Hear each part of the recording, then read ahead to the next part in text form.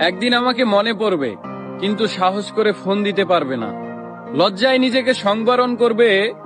আমাদের এত গল্প আর এত স্মৃতি জমেছে যে তুমি অন্য কারো মাঝে আমার ছায়া দেখবে, কিন্তু সেখানে আর আমাকে পাবা না।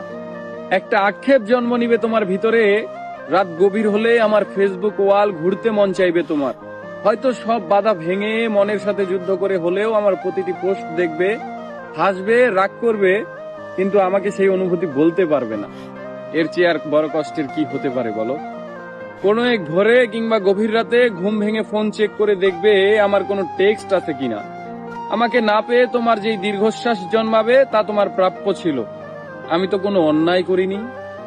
এখন যার সাথে আছো তাকে নিয়ে যতই সুখে থাকো, যতই ভালো থাকো, আমি জানি আমাকে তোমার মনে পড়বেই, কারণ আমি তোমাকে ঠকাইনি।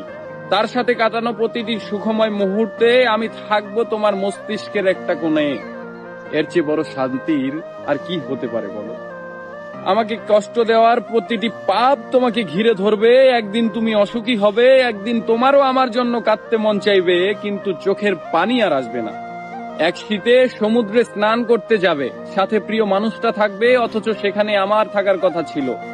এক জ্যোৎস্নার রাতে আকাশ দেখে তোমার চোখের কোণায় পানি জমবে। এত সুন্দর রূপালী জ্যোৎস্না আমাকে ছাড়া দেখবে?